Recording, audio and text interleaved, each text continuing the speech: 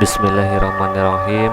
Assalamualaikum warahmatullahi wabarakatuh. Terima kasih kepada pemirsa setia yang masih standby di channel saya. Tidak lupa untuk like, komen, dan subscribe tentunya, agar channel ini bisa berkembang dan saya akan terus menyajikan video-video yang lebih bagus pastinya. Selamat menyaksikan. Di sini saya akan menceritakan sebuah kisah tentang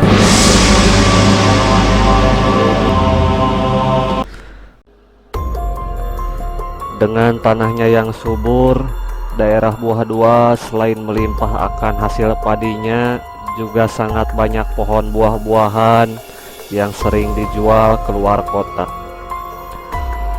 Selain harganya yang murah, buah-buahan dan sayuran dari Buah Dua kualitasnya sangat layak.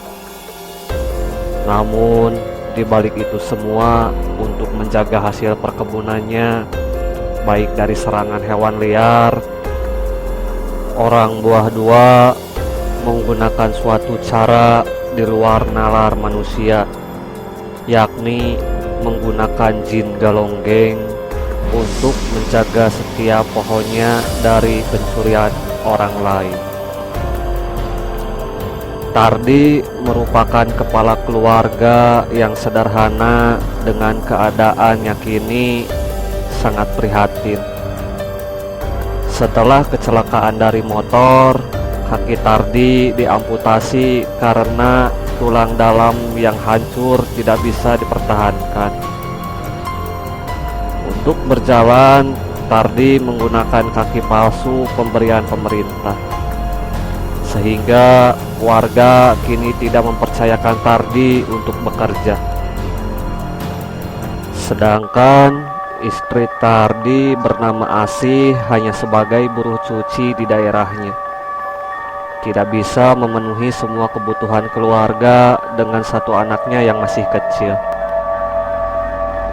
Malam itu, Tardi dan istrinya berbincang sangat dalam perihal ekonominya yang semakin lama tidak kunjung membaik.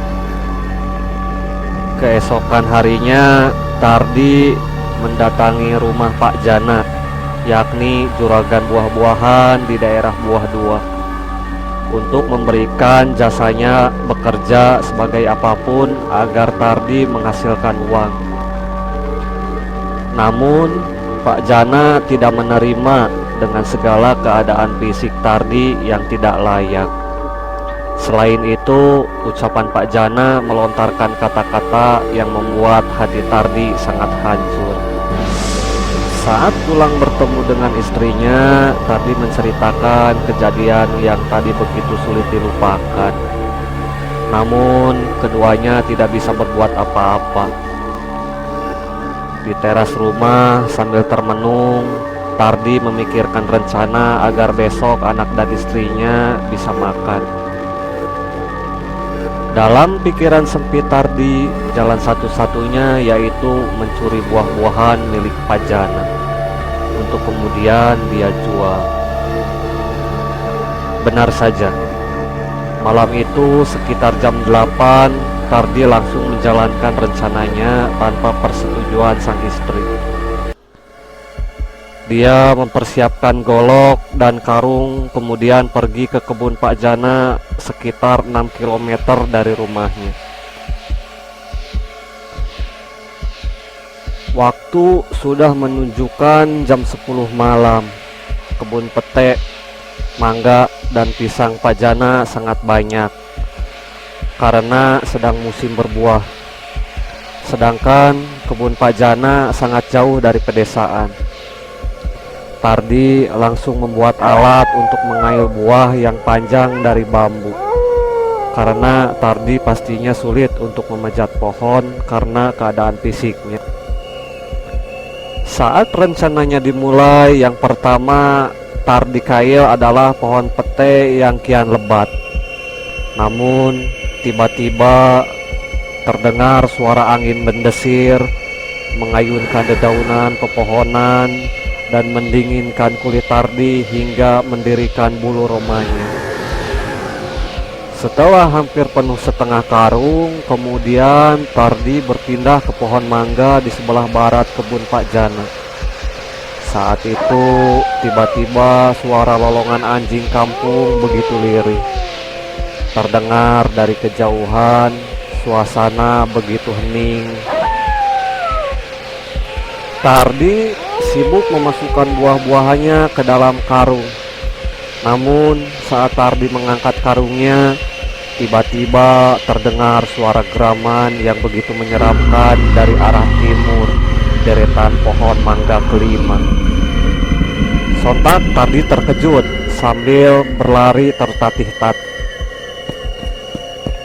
Keesokan harinya Tardi memberitahu istri bahwasanya buah-buahan yang ada di dalam karung merupakan hasil mencuri dari kebun Pak Jana dan harus segera dijual untuk mendapatkan uang dan makan anaknya.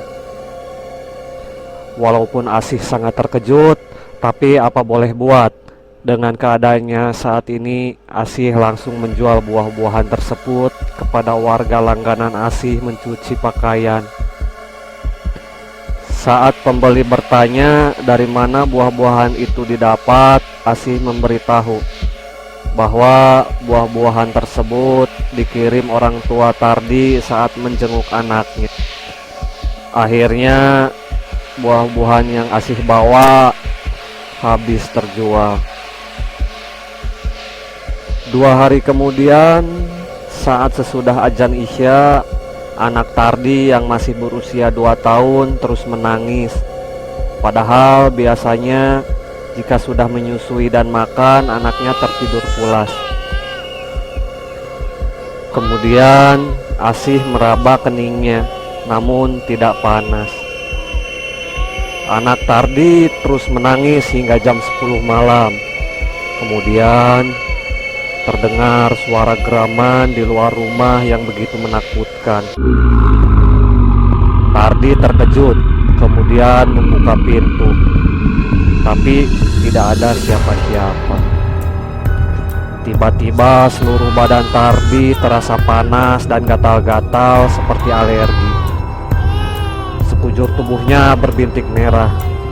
Kemudian Asih membalurinya dengan minyak dan tumbukan bawang merah. Siapa tahu ruaman merahnya menghilang. Namun sekitar jam 12 malam geraman tersebut muncul kembali. Saat itu juga ruaman merah berubah menjadi lepuhan seperti bekas terbakar dan ternganga seperti borok. Tardi meraung kesakitan. Istri Tardi menangis sambil bingung apa yang harus dilakukannya. Nanah kuning terus mengucur hingga membasahi kasur. Mata Tardi melotot merah saking tidak kuat merasakan sakit. Hingga keesokan harinya Tardi terus mengeluarkan suara raungan yang begitu keras, hingga para tetangga berbondong-bondong melihat keadaan Tardi. Pak Mantri daerah kampungnya tersebut kebingungan jika kronologinya begitu cepat dan mendadak tanpa ada gejala penyakit kulit. Kemudian ada orang tua bernama Kakek Uja memberikan pertanyaan kepada Asih. Apakah Tardi mencuri sesuatu sebelumnya? Karena kejadian ini pernah terjadi 8 tahun silam dan sangat sama seperti yang dialami Tardi. Asih langsung mengiyakan bahwasanya Tardi mencuri buah-buahan di kebun Pak Jana. Sontak semua warga terkejut. Kakek Uja langsung menjelaskan bahwa yang dialami Tardi yakni diserang siluman galonggeng, penunggu pohon yang dipelihara untuk menjaga kebun. Jika Tardi tidak segera meminta maaf atas segala perbuatannya dan mengganti rugi 2 kali lipat hasil curiannya, maka luka-lukanya ini tidak akan pernah sembuh sampai kapanpun. Bahkan jika sampai Tardi memakan hasil curiannya, maka perutnya akan membuncit hingga meledak. Warga sangat terkejut mendengarkan penjelasan kakek Uja. Asih menangis kebingungan karena untuk mengganti rugi hasil curiannya pasti tidak dengan waktu yang sangat cepat. Kemudian kakek Uja merasa iba melihat keadaannya. Maka siang itu Asih dan kakek Uja membawa Tardi ke rumah Pak Jana pemilik kebun. Kemudian Tardi meminta maaf sambil meraung kesakitan. Kakek Uja langsung membayar 2 kali lipat harga yang Tardi curi. Keesokan harinya, ruam merah dan borok yang ada di tubuh Tardi menghilang dan menjadi sehat kembali. Setelah kakek Uja menjelaskan keadaan keluarga Tardi kepada Pak Jana, seminggu kemudian Tardi dan istri dipercaya Pak Jana untuk menjual sebagian hasil buah-buahan di daerahnya. Uang kakek Uju langsung mereka bayar, bahkan lebih dari hasil penjualan. Kini mereka hidup bahagia hingga anaknya bersekolah.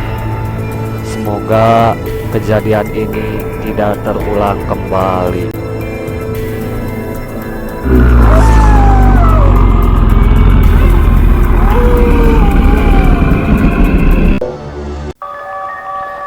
Oke, sahabatku sekalian, pemirsa yang setia standby di channel saya, sekian dulu untuk gambar ilustrasi atau gambar bercerita dari saya.